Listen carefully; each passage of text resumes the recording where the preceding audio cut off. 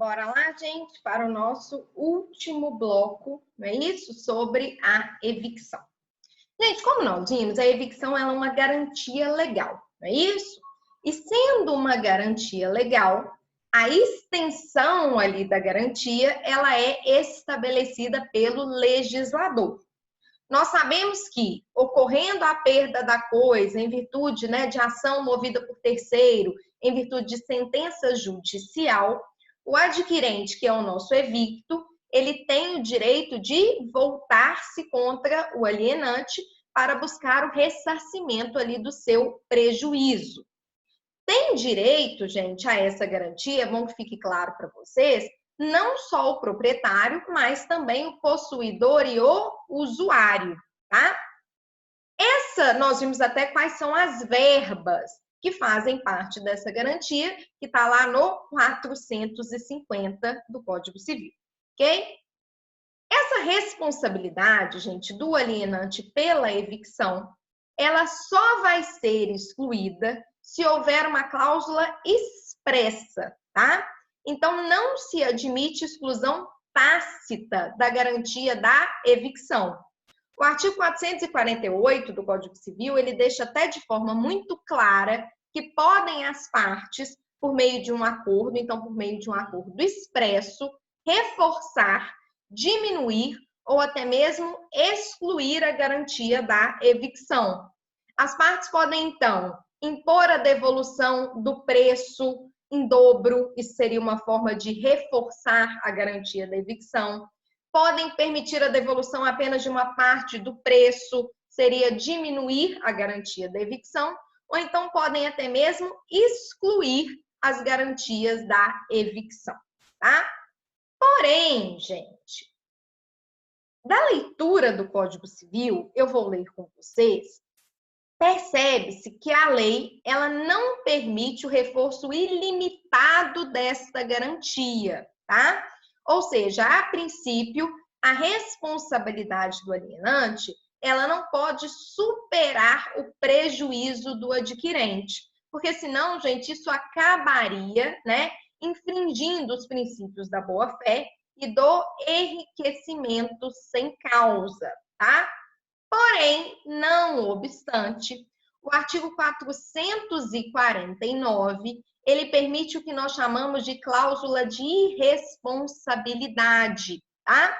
Essa cláusula de irresponsabilidade, gente, embora ela traga a exclusão da garantia, ela também não é uma cláusula de irresponsabilidade ilimitada. Isso porque o 449 do Código Civil, ele deixa de forma clara, tá? E se a evicção ocorrer, mesmo que haja uma cláusula de exclusão da garantia, o evicto tem o direito de recobrar o preço que pagou pela coisa evicta, se não soube do risco da evicção ou se dela informado não o assumiu. Então, gente, vamos dar uma olhadinha aqui no slide, tá? Para vocês verem comigo, vou compartilhar aqui o slide com a gente. Nós temos aqui, gente, que o artigo 449, ele determina o quê? Que eu até posso ter uma cláusula expressa de exclusão da garantia de evicção. Mas mesmo diante dessa cláusula expressa, o evicto ainda terá direito, sempre terá direito ao reembolso das quantias que ele pagou. Ah, Carol, então, se mesmo diante dessa cláusula de garantia, se mesmo diante dessa cláusula de irresponsabilidade, dessa cláusula que exclui o direito da garantia da evicção, o evicto ainda tem o direito a recobrar, a reembolsar as quantias que ele pagou, eu não entendi onde que essa garantia foi excluída. Gente, o evicto aqui, ele tem apenas o direito do reembolso das quantias que ele pagou. Ele não tem direito àquelas demais verbas indenizatórias que estão previstas lá no 450 que nós vimos. Vou voltar aqui o slide para vocês lembrarem comigo. Quais são? A indenização dos frutos, a indenização pelas despesas do contrato, pelos prejuízos que resultaram diretamente da evicção e as custas judiciais e os honorários advocatícios. Além de que, gente, o 450, ele fala que o evicto tem direito à restituição integral do preço ou das quantias que pagou, não é isso? Enquanto o 449, ele fala que o evicto terá direito apenas ao reembolso das quantias pagas, tá? Vou colocar aqui pra gente, no slide, os artigos do Código Civil para ficar bem tranquilinho aqui na nossa cabeça, tá? Para a gente ler junto e para que a gente entenda a diferença entre um e outro. Então, vamos lá, gente. Vou compartilhar a tela aqui com a gente do Código Civil para que a gente leia junto, ok? O Código Civil, gente, ele me fala aqui no 450. Salvo estipulação em contrário, tem direito o evicto, além da restituição integral do preço ou das quantias que pagou. E me traz aquelas verbas que eu comentei com vocês. Mas vamos dar uma olhadinha no parágrafo único. O parágrafo único, ele me diz o seguinte: o preço, seja a evicção total ou parcial, será o do valor da coisa na época em que se venceu e proporcional ao desfalque sofrido no caso da evicção parcial.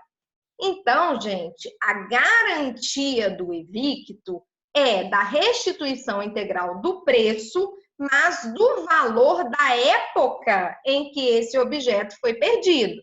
Então, a gente pode ter tanto desvalorização, pense num carro, por exemplo. O carro ele vai desvalorizando com o uso, não é isso? Ou a gente pode ter uma situação de valorização. Geralmente, os imóveis, eles se valorizam com o passar do tempo. Então, a regra geral é que a restituição integral do preço é do preço na época em que o bem se perde, em que o bem se venceu, e não do preço ali que foi pago. Quando ele fala das quantias que pagou, é se houve apenas o pagamento parcial. Porém, amores, e aí agora muita atenção aqui no 449 para vocês verem a diferença. Se há a cláusula de exclusão da garantia contra evicção, mesmo diante dessa cláusula que exclui o direito da garantia da evicção, né? O evicto terá direito a receber o preço que ele pagou pela coisa evicta. Então, percebem a diferença? Diante da cláusula de exclusão da evicção, o evicto ela passa a ter o direito pelo preço que ele pagou, tá? E não o preço da coisa na época em que se venceu. E mesmo assim, ele só terá direito a essa restituição, como nós já vimos, se ele não sabia do risco da evicção e mesmo se ele soubesse, tá? A partir do momento que ele foi informado que aquele objeto era litigioso, ele não o quê, gente? Ele não assumiu o risco, tá? Então, aqui, ó, no slide, vocês percebem o seguinte: mesmo diante de uma cláusula de exclusão da garantia da evicção, o evicto tem direito ao reembolso do valor que ele pagou, tá? E, mesmo diante desta cláusula expressa, se ele foi informado pelo risco da evicção e ele assume esse risco, ou se ele sabia que a coisa era litigiosa, aí ele não pode requerer nem o reembolso, tá? Porque essa conduta dolosa dele vai excluir a garantia da evicção. Beleza, meus amores? Gente, só para a gente terminar aqui a evicção, vamos falar um pouquinho, bem rapidinho, sobre a possibilidade da evicção parcial, tá? O que vem a ser isso, gente? O que vem a ser a chamada evicção parcial? Gente, como eu comentei com vocês, a evicção parcial, ela ocorre quando o evicto ele perde apenas parte ou apenas fração da coisa adquirida em virtude ali do contrato oneroso. Porém, gente, essa perda parcial, muitas vezes, ela pode caracterizar um obstáculo ao uso e ao gozo normal, tá? Daquele objeto. Um exemplo, gente, é quando eu tenho um terreno, tá? Eu tenho um terreno de 180 metros quadrados.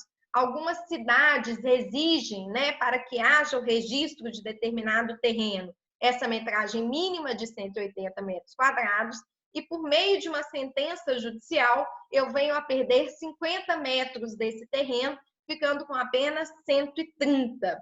Nessa hipótese, gente, a gente fala que houve uma evicção parcial, mas considerável, ou seja, houve a perda de parte da coisa, mas essa parte foi considerável.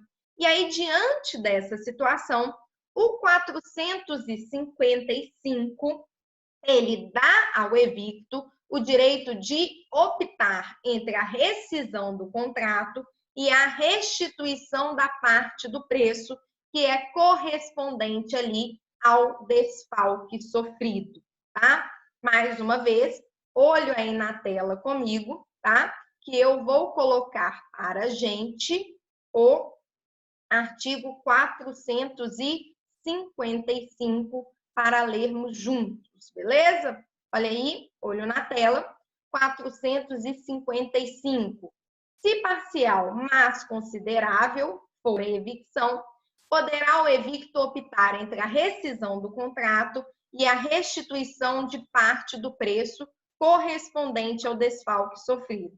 Se não for considerável, ou seja, se a perda ali é apenas parcial, mas ele continua podendo utilizar o objeto da mesma forma, aí nessa hipótese caberá somente o direito à indenização.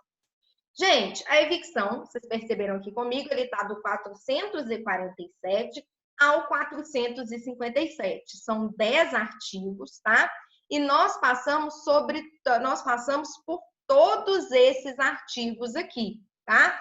Alguns eu li diretamente com vocês, alguns não, tá? Mas aí, vocês sabem, já é obrigação de vocês a leitura singular, a leitura sozinha desse artigo, tá?